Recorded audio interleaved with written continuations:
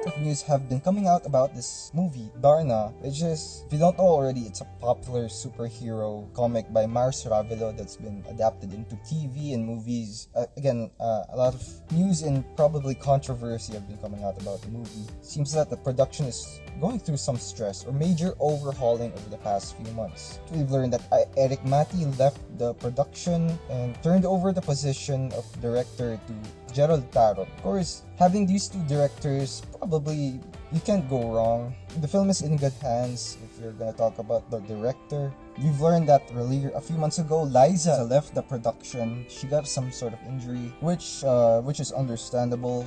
I don't want to start rumors, but that injury thing could have been a distraction, and maybe they wanted a different face to represent the very popular female superhero. After Liza Soberana left the production, a lot of discussion have been popping out about who should be the next Darna. Favorites include Nadine Lustre for Darna, which I think could have worked. Honestly, it's a new twist on Darna. Morena, skinny, and of course still attractive, but in a different way, you know. And also, Nadine gives this pretty strong vibe, but she also has this very innocent vibe. It's kind of the polarity between the two characters, Narda and Darna. So that might have been a wasted opportunity. I'm sure some of you know already, the next or our newest Darna, hopefully this is for good now, is Jane De Leon. Now, Jane De Leon, it's actually a super surprising choice because this is a very popular movie or entertainment, whatever you want to call it, franchise that it's kind of weird. It's kind of weird that they're taking kind of a risk here. Maybe she's really good. Like, they said that they saw something in her. I'm gonna speak from the top of my head here. There's this natural talent that you can see from her. So that may be a good sign. Maybe they're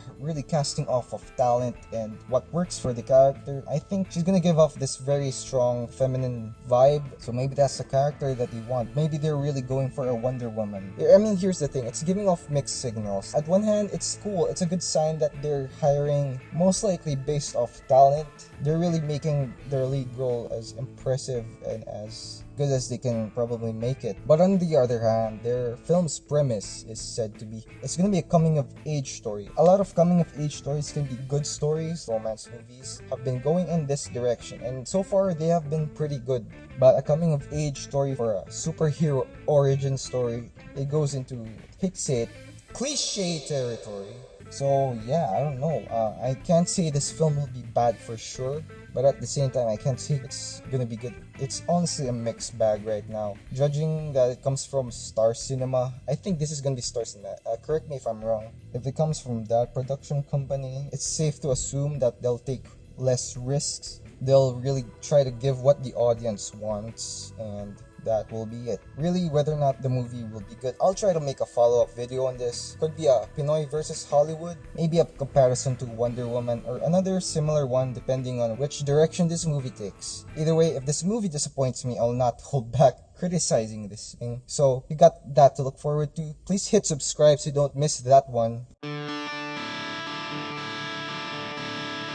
Hey, this is what we're here for. We're gonna try to see what kind of direction the movie takes based on the premise and maybe how they could improve upon it. I'm not saying I'm gonna be a better writer or director than the people making this film, but these are just my 2 cents, and I mean, maybe this can help. Let's see. So before we examine what kind of plot this is gonna have, let's define what coming of age means. Coming of age is defined by Merriam-Webster as the attainment of prominence, respectability, recognition, or maturity.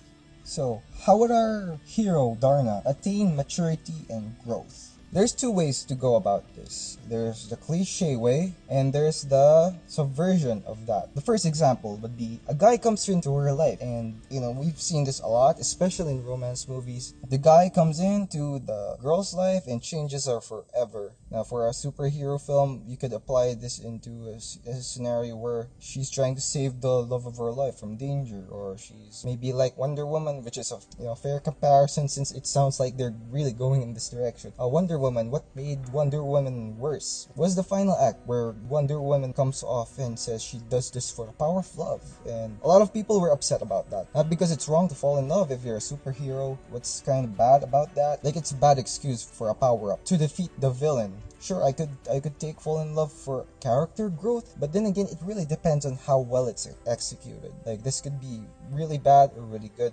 Examples on the left side of this list doesn't mean it's gonna be a bad if it has them. It's just, generally, it's not gonna come off as a very original thing.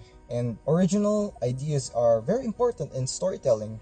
So a version of that is the guy leaves her, and this is what makes the character stronger, and maybe in a superhero film, it makes the character a better hero. So maybe, I don't know, the guy, this might sound stupid, but maybe the guy breaks up with her, and this in turn forces the girl, forces Darna to, I don't know if this happens in Darna, maybe she focuses on her training or learns to be independent. And I think this could be a good direction. Like, a man leaves her and she finds herself. It's a good premise to have, especially in our local movies. In Filipino culture, it's almost a requirement to fall in love, to attain happiness. If you're a woman and you don't fall in love, you're gonna grow up alone and you're gonna be miserable, and no one's gonna take care of you. You know, these films, they just can't exist to just entertain. I mean, they can, but there has to be this balance where story gives value to people, and this could be a good way to demonstrate that value, or to show that value.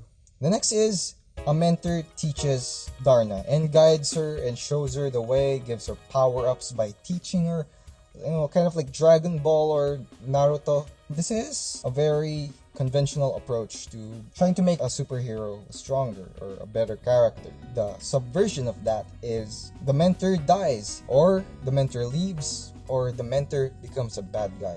We can see this in Star Wars. Example, Luke, his mentor Obi-Wan died, and of course after this, in a way, it teaches him a lesson. In the final act, it reminds him of how to use the Force. It's probably the reason why this whole bomb the Death Star thing works, because his mentor's death only solidified his teachings. I don't think if Obi-Wan lived, that Luke would have thought of that, use the Force or whatever.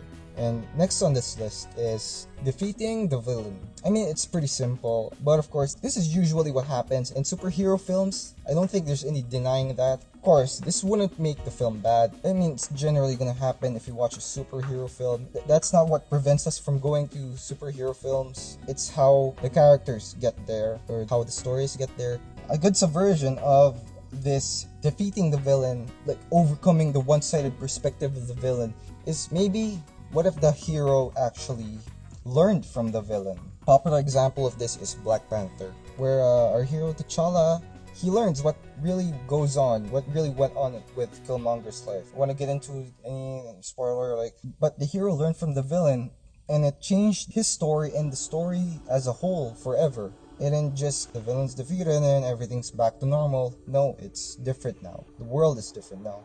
Another subversion is the villain turns good. Now, there's definitely a lot of good stories. These are usually the best villain arcs, honestly. We see this in Star Wars. Darth Vader turns to the light side of the Force, or actually brings balance to the Force is a more accurate way of saying things. I don't want to get into spoilers, but Avatar has this, Star Wars has this, Full Metal Alchemist is also a great story, and it has this. Next on this list is the hero saves the day. Like the previous example, this will generally happen when you go into these action films or superhero films. But I think the worst types of these things is when the hero comes out unscathed. It doesn't come at a cost, basically. These things should have a cost. I'm sure you're familiar with our last two Avengers movies, Infinity War and Endgame. In Infinity War, it definitely subverts the direction where the villain loses in the end.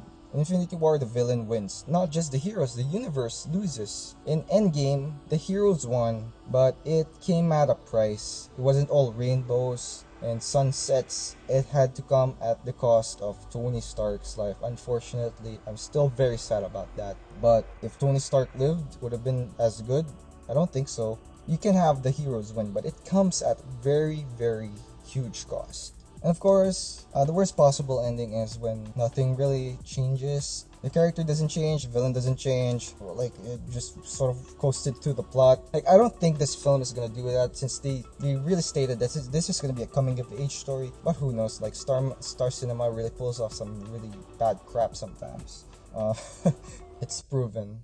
Let's be real. Now, if they follow this list, would it actually mean the film is gonna be good? I don't think so. It's filmmaking is not as easy as a simple formula In fact, that's what makes films suffer, is by being very formulaic. Of course, this is reversal of that formula. Now, does it mean the film would be great if they do the examples I mentioned, if they subvert expectations, reverse some plot conventions? No, nor am I saying that I'm doing a better job at screenwriting since I have.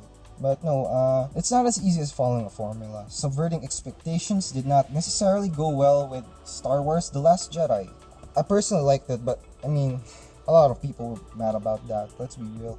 But seeing that this does not live up to any previous storyline that was built, it should have the freedom to go in any direction, whether creatively, artistically, whatever. I don't think they have to play it so safe right now, especially since, I mean, they have the first key to the puzzle, which is a good actress. Now there's another direction the story could totally go in, which is to ditch the whole superhero thing, like turn the whole superhero thing around its head entirely, as opposed to just putting twists on certain plot points. What I mean by that is, for example, One Punch Man did that. It does this whole thing again with the superhero anime thing. When you need to go do some power-ups, go through the whole trash-talking routine with a villain, when you can just beat them with one punch. You don't have to train anymore. You don't have to power up and prolong the battle and see how many seasons this goes with one fight. No, you can just beat the villain with one punch. Like, who cares? And that's what makes One Punch Man great. It's this very comedic thing where it turns every convention around anime fights on its head. And maybe Darna can do that. Maybe they can make a very overpowered Darna that kills enemies with one punch, and she can't find her match until maybe she does, or maybe she never does. Which is probably even funnier. I mean, it's already pretty cliche that the hero will actualize their true potential after hitting rock bottom and getting character development, which I'm sure 99% will happen. This doesn't mean the film will be bad again. Some movies do this great. Spider-Man Into the Spider-Verse, goes through the same beats that a Spider-Man origin story goes through. But it's still a great movie. It's one of the best superhero films that was ever made. Because it's the way they get through these things. It's the way they hold you in your seat. That's what makes the film great. I mean, honestly, this little thing, this little storytelling technique, subverting expectations, going against genre conventions. This is almost an instant hacks to making your story great. Doesn't mean your story will be good. Of course, your script writing has to be great, the delivery of the lines, the direction, technical work, camera movement, CGI, they all have to be great to make a great film. But it all starts with a story, and if you can make a story good, it's always a good thing to make the story good. In conclusion, Darna could go anywhere. So far, I've never seen a movie with such a decent following, such as this one, going to a super artistic or creative route. But seeing a non-A-list actress take on the role of Darna over probably a cash grab, easy win A-list actress, it seems to spark some curiosity right now, which is probably the best thing they can do, honestly. Right now, they're giving off mixed signals. Will this film be a great one? We'll have to see until at least the trailer to see whether or not this film is actually, could this film be really good? Hands down, if the trailer is bad, I don't know. We can really expect some angry rants from me again, you know what I'm saying? But no, we don't know for sure until we see the movie. Until then, please subscribe to my channel, give this video a like. I'll probably make a follow-up video, like I said, on the movie review, maybe a trailer review as well. So if you want to see that, please subscribe to the channel, like the video, and until next time, I'll see you in the next video.